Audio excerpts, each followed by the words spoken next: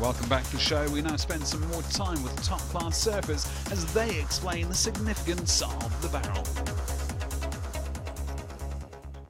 New up-and-coming barrels, like I'd say John Florence, he's amazing because from 20-foot pipe, wherever to 1 foot he can ride barrels. Bruce Irons, a lot of the Hawaiian guys have been brought up in it. Dave Wassell, he's sick too. Chargers, but then you got Dino Morrison, Parko, Mick, Fanning, all the Goldie boys. Josh Kerr, I'd have to say is top 5 hands down. I'd have to just back all my mates in the Goldie, I reckon, because we're born and bred on just getting barrels. So yeah, stick us in the barrel and we'll get it done.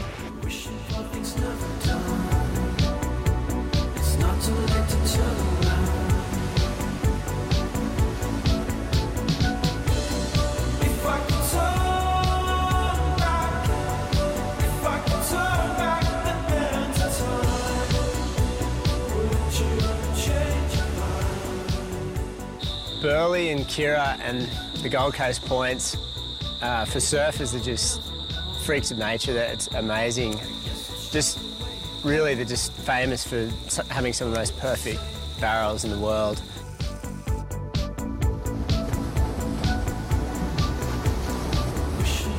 And because of that, the sand bottom waves as well, point breaks, pretty reliable, pretty consistent, warm weather, warm water, and it pretty much ticks a lot of boxes for surfers the world over.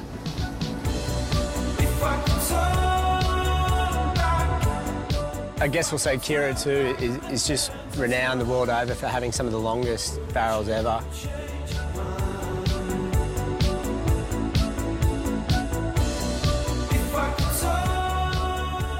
Personally, my earliest memories of Kira is kind of the duels between Michael Peterson and Wayne Rabbit Bartholomew. And, those guys just going wave for wave. And, MP's famous for whistling from deep, deep back in the tube and calling guys off or calling Rabbit off. And then Rabbit trying to get deeper than MP in the barrels at Kira. Mick Fanning. Geez, who is that guy? He's a pretty good surfer. Yeah, Mick Fanning, what a fantastic champion and, just an incredible surfer, 2-time world champion, Gold Coast local, and I'm sure Mick really hates missing a good day at home because he travels so much. But I've watched Mick probably since he was about 15 or 16, back when he was, in the junior series and touted as, quite easily in the top 10 junior surfers in Australia. I've watched him in the World Junior titles at Phillip Island against Joel Parkinson in the final, and then seen him become a true champion and one of the most respectful, pleasant sort of guys to deal with in surfing. Well, a triple barrel at Kira. I'm sure it's happened to a lot of people, but I'm sure not many people have had as good, deep, long tubes as Mick Fanning has out there, especially 3 on 1 wave.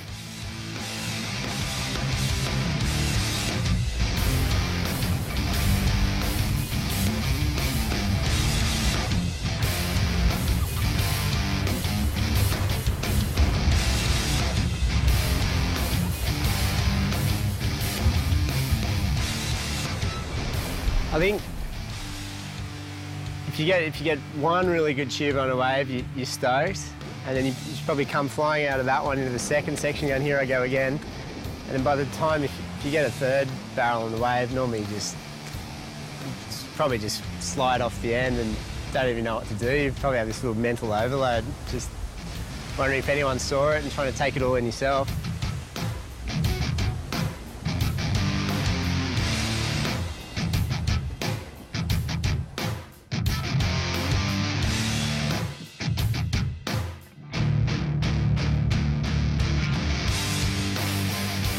I saw that wave and I just saw the wall on it and I just thought, this is going to be a good one if I can get moving.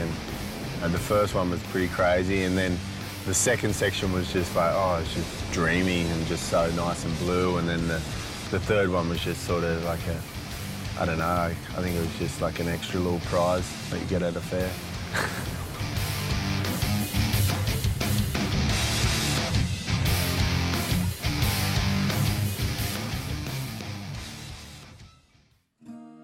Name's Mel Sutherland. I've virtually lived on the Gold Coast all my life.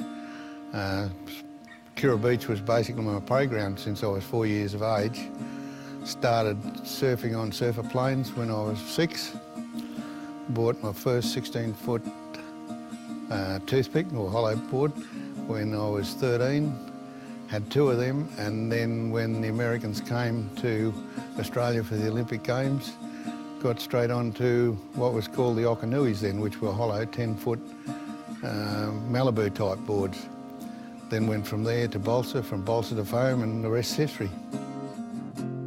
The first time I got barreled was by accident, and it would have been on Kira Point because that was my home turf. And yeah, you can still remember it clearly, looking down the line at Kira and seeing the wave turn inside out in front of you. Obviously at that point in time and the equipment we had, you never ever made it, but it was still a good feeling.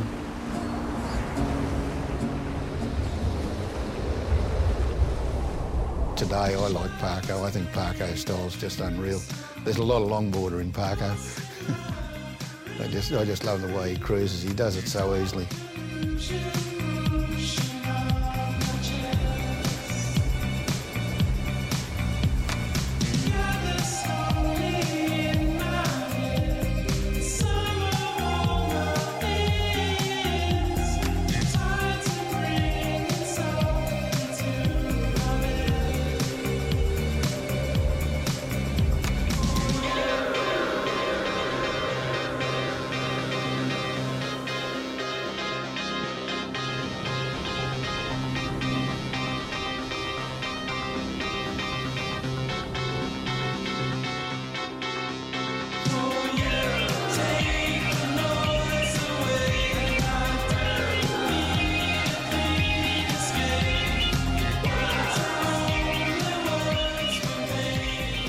Kira's just a perfect cylinder, running barrel, just sandbank, just double up top to bottom. And some days you can get one and you just drop to the bottom and just pull up and just draw your line and just get locked in it. And you just hooting in there, just wow.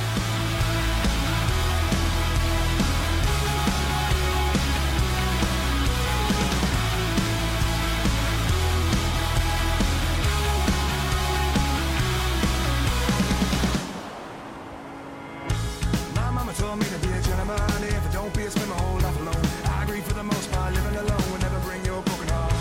Couldn't speak my mind if I'd been there. Let me tell you, I've been down and I've been scared. Been a big lad and I've been sad and I've been mad for the things I've never had.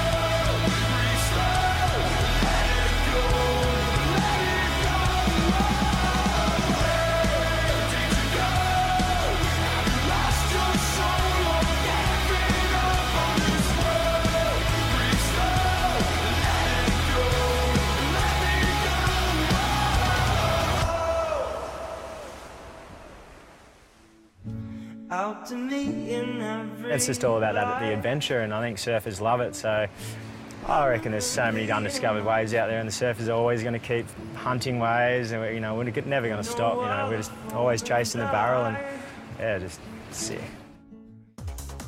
Well, stay tuned as after the break we're in Italy for highlights in the Kite Racing Championships. See you in a couple of minutes.